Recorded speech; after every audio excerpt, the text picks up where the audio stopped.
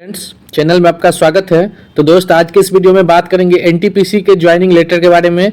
जी हाँ दोस्त, इंतजार खत्म हुआ। बहुत ज़्यादा रूल आने के बाद एक और ज्वाइनिंग लेटर जारी हो गया है। लेवल 5 की ज्वाइनिंग बहुत ही अब स्लो हो गई है। जितना फास्ट इसका काम शुरू हुआ था उतना ही अब यह स्लो हो गया है।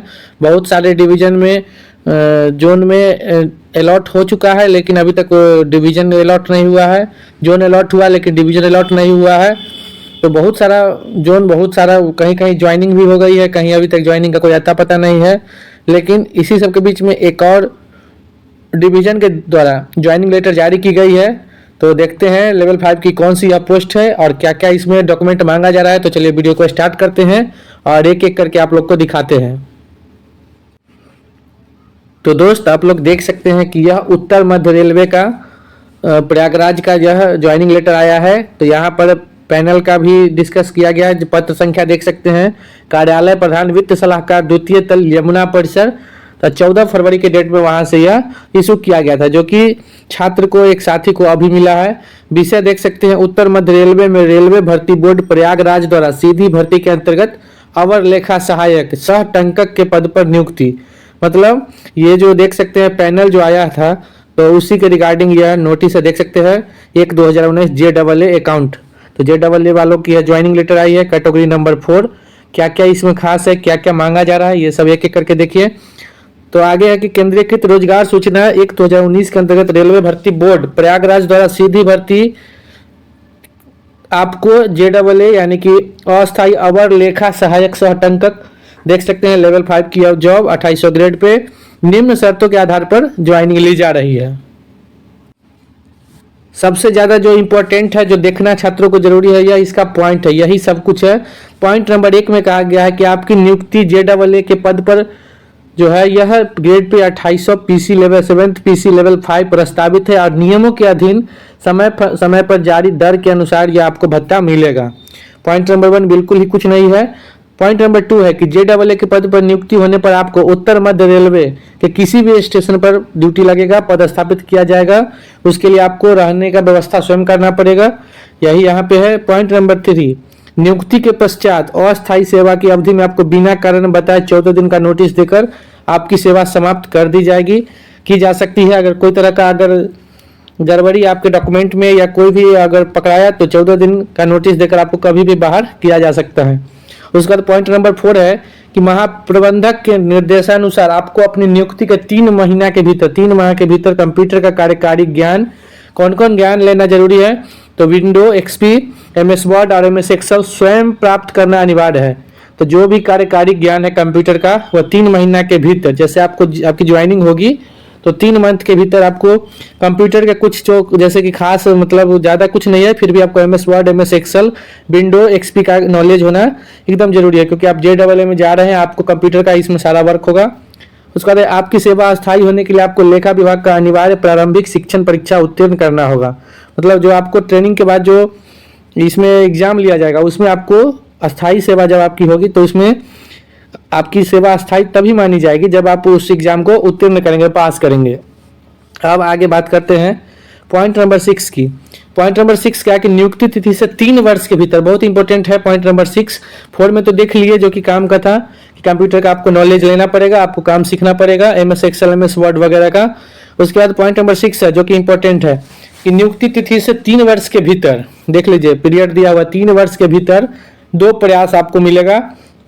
2 प्रयासों में JAA वालों को 2 प्रयास मिल रहा है। इसमें परिशिष्ट 2 और परीक्षा उत्तीर्ण न करने पर भी आपको रेल सेवा से निष्कासित किया जाएगा, कर दिया जाएगा। मतलब अगर 3 वर्ष के बाद नियुक्ति तिथि से 3 वर्ष, उसमें आपको जो एग्जाम लिया जाएगा उसमें आपको पास होना ही होना है। अगर आप फेल होते हैं तो आपको बाहर कर दिया जाएगा, लेकिन बहुत कम ही छात्र ऐसे होते हैं जो इस एग्जाम में फेल होते हैं। सब मैक्सिमम चांस रहता है कि सब इसमें पास ही होते हैं। उसके बाद है पॉइंट नंबर 7, वही है कि आपको जो पेंशन, तो ओल्ड पेंशन स्कीम तो हट गया, तो वही NPS 2004 वाला जो रूल है उसी के अनुसार आपको पेंशन स्कीम का लाभ मिलेगा। तो दोस्त यहाँ तक जो समझने वाली बात थी पॉइंट नंबर 4, मतलब आपको 3 महीना के ज्वाइनिंग के 3 महीना के भीतर आपको कंप्यूटर का नॉलेज लेना पड़ेगा। पॉइंट नंबर 6 है कि 3 साल के भीतर, ज्वाइनिंग के 3 वर्ष के भीतर आपको 2 बार एग्जाम का प्रयास मिलेगा, 2 प्रयास मिलेगा, उसमें आपको पास होना ही होना है। अगर आप दोनों बार फेल होते हैं तो आपको बाय बाय कर दिया जाएगा, बाहर कर दिया जाएगा। पॉइंट नंबर 8 देखते हैं कि विशेष रूप से विहित नियमों के अतिरिक्त आपकी सेवाएं रेल संहिता एवं नियमावली तथा रेलवे बोर्ड द्वारा समय समय पर जारी आदेश के द्वारा शासित होगा। मतलब 8 नंबर पॉइंट कुछ काम का नहीं है।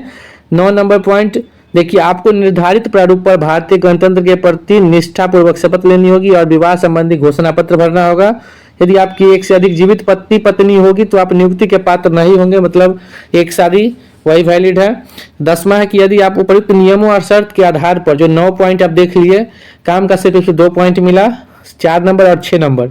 उसके बाद देख सकते हैं कि यदि आप उपयुक्त नियम को मानते हैं तो इस नियुक्ति प्रस्ताव को स्वीकार करने के इच्छुक हैं तो आपकी स्वीकृति से प्रधान वित्त सलाहकार कार्यालय, उत्तर मध्य रेलवे, द्वितीय तल, यमुना परिसर, सुबेदारगंज, प्रयागराज में 15 दिन के भीतर, जो आपको यह ज्वाइनिंग लेटर मिल गया तो 15 दिन के भीतर इस, जैसे कि अब 14 तारीख का यह निकला हुआ है, 14, 15, 29, तो 15 दिन के भीतर इस पत्र की संलग्न प्रति हस्ताक्षर करके, और यह जान लीजिए 15 दिन कौन होगा, जिस डेट से यह जारी होता है, तो 15 दिन के भीतर इस पत्र की संलग्न प्रति हस्ताक्षर करके निम्न प्रपत्र के साथ रिपोर्ट करें।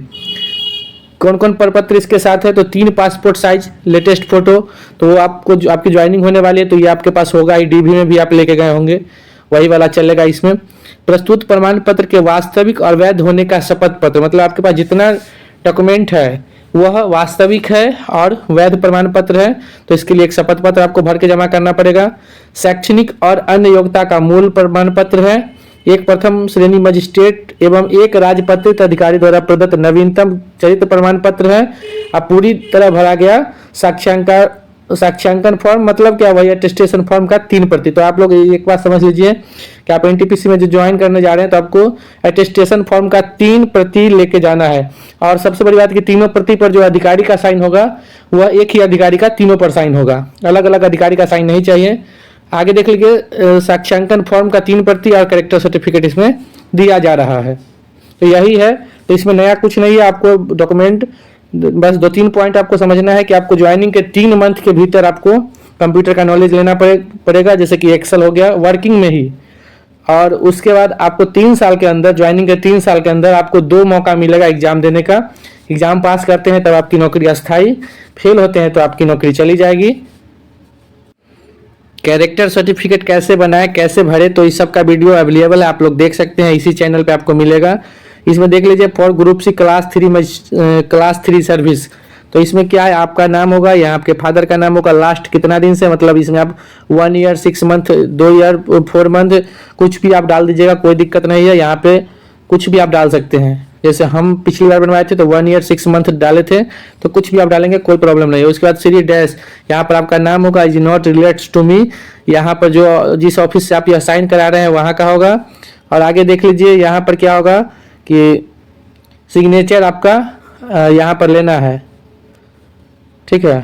तो जहाँ से आप पढ़े हैं वहाँ से भी आप इसको बनवा सकते हैं, इसको यहाँ पर उनका साइन ले सकते हैं, लेकिन यहाँ पर दिया हुआ है to be attested by stipendiary first class magistrate या डीएम या एसडीएम।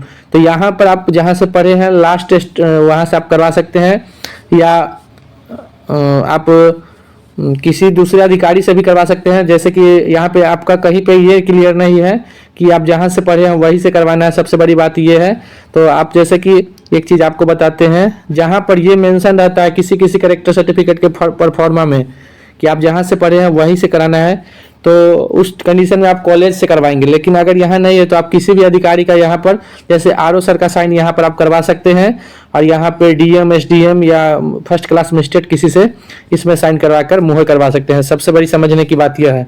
इस कैरेक्टर में एक ही चीज़ अच्छा है कि यहाँ पे कहीं भी यह मेंशन नहीं किया गया है कि यह जो कैरेक्टर सर्टिफिकेट है वो आप जहाँ से लास्ट स्टडी किए वहाँ से बनवाना है, तो इसलिए सबसे अच्छा है आप आरओ सर से यहाँ पर साइन करवा सकते हैं। सबसे अच्छा ऐसा बना हुआ हम देखे हैं जो रेलवे के पास जमा हुआ था पिछली बार, और यहाँ पर आप डीएम एसडीएम किसी से भी साइन मुहर यहाँ पे लगवा सकते हैं। सील जरूर लगवाएंगे, सील नहीं छोड़ना है। इसके अलावा आपको क्या भरना है, अटेस्टेशन फॉर्म का 3 कॉपी दिया गया है। ये कैसे भरना है इसका भी फुल वीडियो चैनल पर डाला गया है, आप लोग देख सकते हैं। कोई भी दिक्कत हो, कन्फ्यूजन हो, आप वहाँ पे छोड़ देंगे, वो ज्वाइनिंग के टाइम वहाँ जाकर आप पूछ के भी भर सकते हैं। उसके बाद यहाँ पर देख सकते हैं अटेस्टेशन फॉर्म में सिग्नेचर ऑफ कैंडिडेट होगा, डेट होगा, प्लेस होगा। यहाँ तक किसी भी अधिकारी का साइन नहीं चाहिए। उसके बाद अब आगे है आइडेंटिटी सर्टिफिकेट।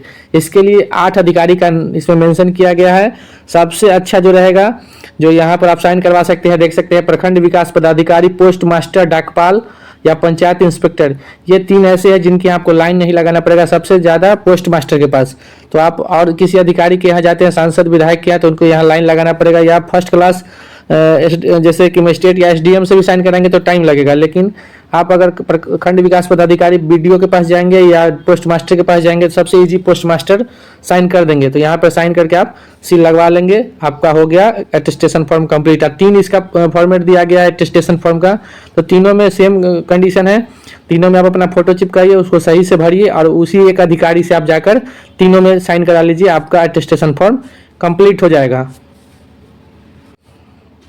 तो यही डॉक्यूमेंट है जो कि ज्वाइनिंग में भेजा गया है। आप लोगों को यह वीडियो कैसा लगा, जानकारी कैसे लगी, आप कमेंट करें। मिलते हैं फिर नए वीडियो के साथ।